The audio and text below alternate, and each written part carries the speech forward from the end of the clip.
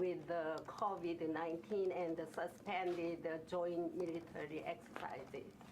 So I think our assessment at this point would be that we've not yet seen any dramatic reduction in readiness or ability of our forces based on COVID-19. In some places, particularly Korea, where the commander on the ground there, General Abrams, has been at the forefront of DOD's response in containing the COVID-19 and taken measures that have been highly aggressive and effective in confronting it and helping secure his personnel from exposure. And as a result, that force and the Korean military are stepped back from some exercises and some efforts. But the hope is that as the disease passes or the virus passes and we move into warmer weather, that we'll be able to resume some of those efforts. And I'll turn it over to Admiral. And so those are the large force exercises that are that have either been canceled or deferred up to this point. But as far as maintaining readiness on a daily basis, it is a combined force out there. So at the staff-to-staff level, squadron-to-squadron level, and small unit-to-small unit training continues. So we're maximizing every opportunity to maintain our readiness. Are there any disruption to the U.S. military deployment? Any disruptions, your regular U.S. military deployment to the South Korea? To South Korea. So we're reviewing that daily as well as far as troops moving in and troops moving out. So we're coming to an agreement across the department as far as personnel movements, especially because the summer move period is coming up soon. So we haven't decided on the department-wide policy yet.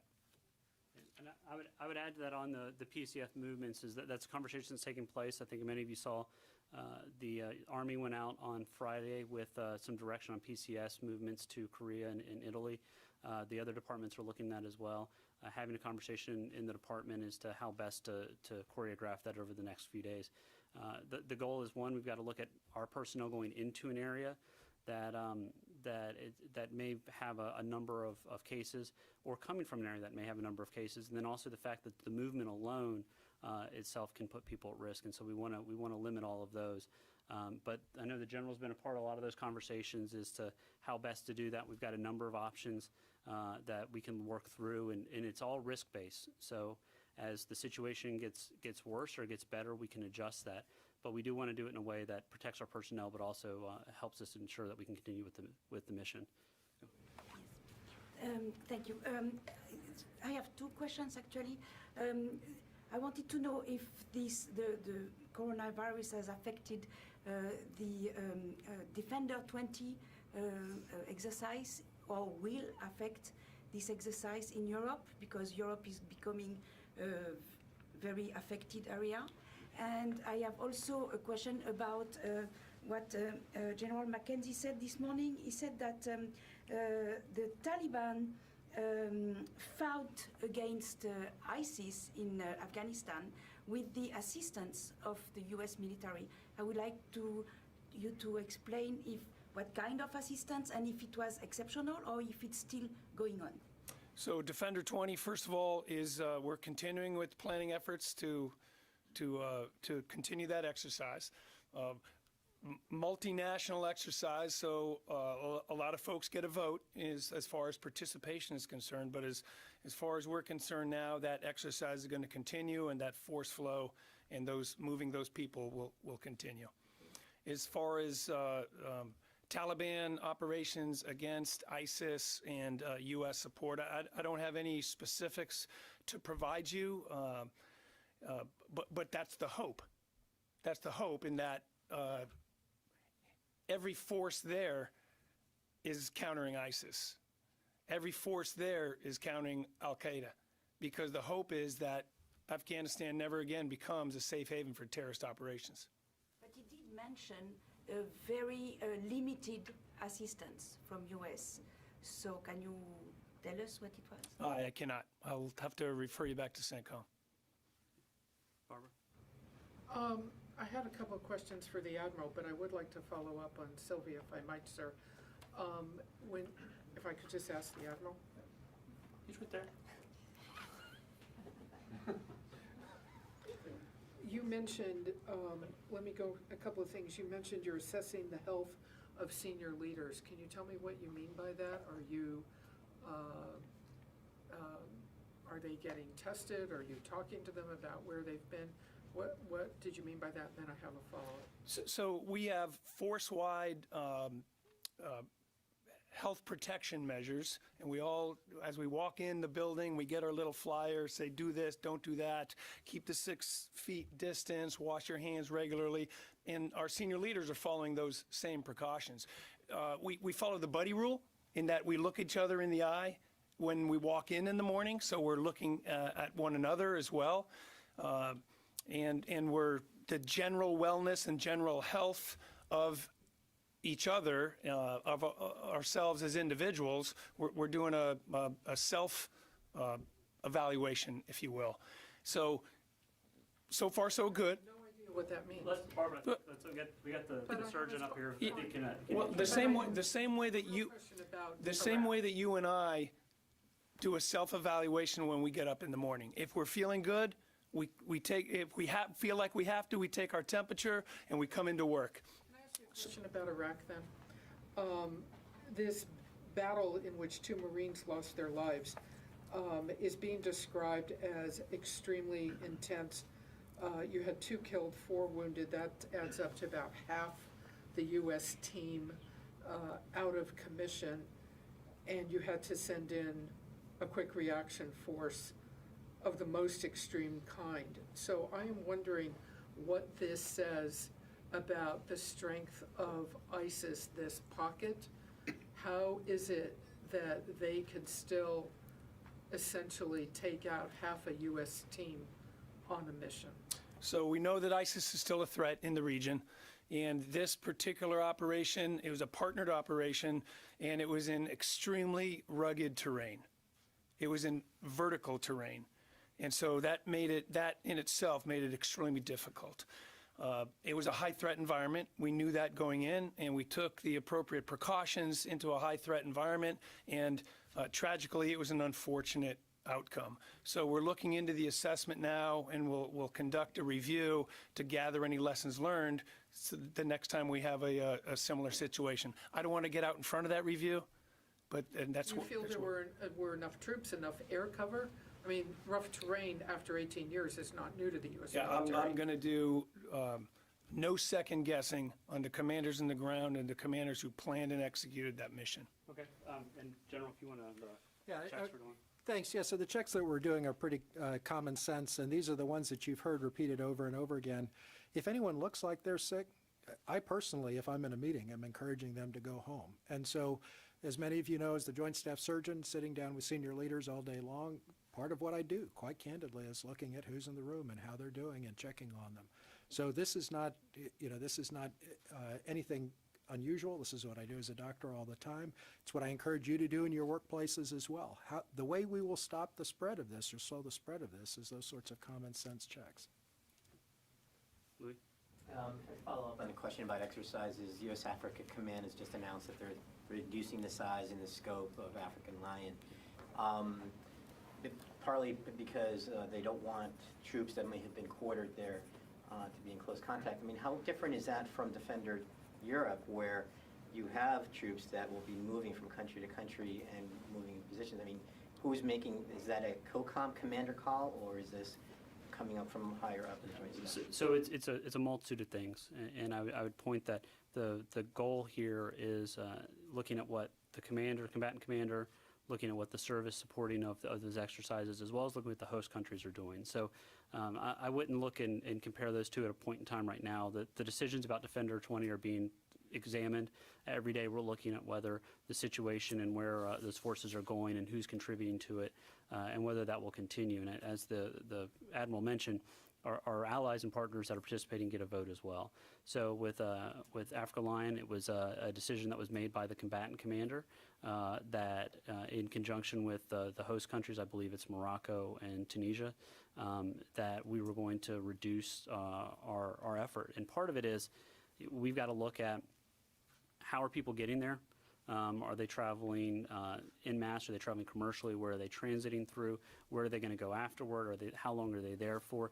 Is the value of a shorter exercise worth it if on the back end they may have a 14-day quarantine versus a longer exercise where the value may come out? So a lot of that's happening, but it's generally the combatant commander and the service supporting secretary are making those determinations. I have another COCOM question. U.S. Northern Command is the global coordinator for dealing with COVID.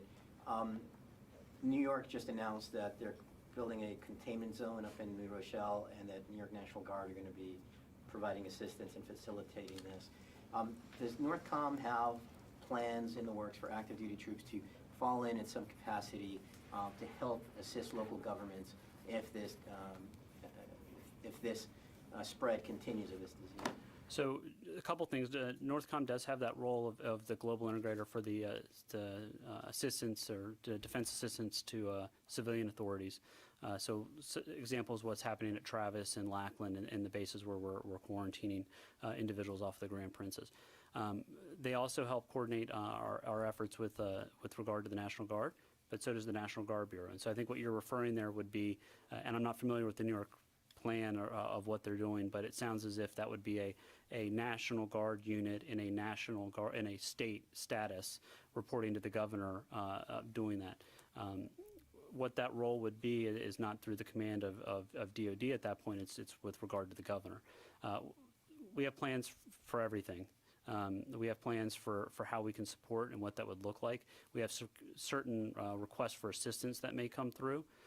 So right now we're getting requests from assistance from other federal agencies, but we'll look at things as they come up. I mean, the goal is that this will be a whole of government solution, and that whether it's the city government, whether it's the state government, are going to have to come up with their plans and efforts to do it. The Department of Defense can bring a capability in certain areas. Logistics, we're really good at it. Planning, we're really good at it. But I'm sure the general will tell you, we do have some medical supplies and some medical capabilities, but the civilian sector medical capabilities far dwarfs what DOD can bring to bear. And so these local communities and these states are going to look internally first and see what they can do. But the Department of Defense is going to be at the direction of the President and the Vice President, be prepared to provide assistance as is appropriate. Dr. Friedrichs, please, do you have any updates on numbers? Suspected cases, confirmed cases within the military, among service members and dependents worldwide? Do you have any numbers? And can you tell us about tests? How much testing are you doing within the military? Thank you, and yes. So if you remember on Thursday, I think at that point I told you we had 1 confirmed active duty. So we now have 3 confirmed active duty. There's the active duty member in Korea, the one that was mentioned previously here in the United States, and then there's one in Europe also who have been diagnosed with coronavirus. In addition, we have 1 civil servant who's been diagnosed with coronavirus, 4 dependents, and 1 contractor, all at various locations. All are doing well at this point based on the clinical updates that we've received from them, or from the locations where they're being treated. We have 6 people who are currently being evaluated, and I'm going to use that term because there's a bunch of very specific terms, but there's 6 people currently being evaluated that we're tracking, and we'll wait to see what their test results are when they come back. As far as how many tests we've conducted, last report that I saw yesterday was 143 within DOD labs. That does not include tests that were done in other labs on DOD personnel, so we don't have any way of tracking if a lab for a DOD person was sent out to another lab. We have 13 labs that are up and running within DOD that are performing these tests right now, and they've got ample supplies. I'm getting a daily update on where they are with that, and all of them report that they have what they need. Sir, did that answer your question? Yes, sir. Thank you. Is the Pentagon tracking the 2 cases at Joint Base Lewis McChord where the spouse tested positive before the service member did, the service member felt ill, and now they're quarantined? And what sort of policies are going to be in place? You know, the spouses can be exposed in other ways. What sort of protections are you all considering? So can you clarify what you mean by the spouse is going to be exposed in other ways or put in place? Well, spouses interacting in the community. So in this case, the spouse had not been on base, had been interacting in the community, and the service member fell ill. Yeah. So I think this gets back to that whole of government, whole of America approach to how we're going to confront this. So this is part of the trying to impart the social distancing, impart the hygiene that not just DOD is trying to do, but the Vice President and the President's Task Force are trying to push out, and CDC is pushing as well. So you're seeing those efforts to get out there. I think the other thing is that part of the general mention, I'll give him a second just to give you an update as well. That notifying, and as soon as people are feeling ill, to get attention, to go seek treatment, and then take those steps to quarantine. And so what we're doing is, as soon as we become aware of something, is taking those steps to quarantine, to do the contact tracing, and see if they have been on a base, if they have been traveling, what other people have they've been in contact with. So we're taking those steps we can within the DOD community, but we're very well aware that this is larger than DOD, and so we're going to work with our local health officials, our state health officials, work with our other federal partners as we try to come to a way to best confront the virus. And so, General. Thanks, sir, and thank you, ma'am. So I would reiterate a couple of points on that. So the Department of Defense has had plans for dealing with infectious disease outbreaks like this for years. Every base has their own plan and exercises them. So each base has a plan for how they're going to handle that. It's coordinated with their local authorities going forward. I can't overstate the importance of the local authorities. If we go back to any successful response, it starts with a strong local public health authority and good plans that are not unique to one employer like the DOD, but to the whole community. Even more important than that, though, is the individual responsibility.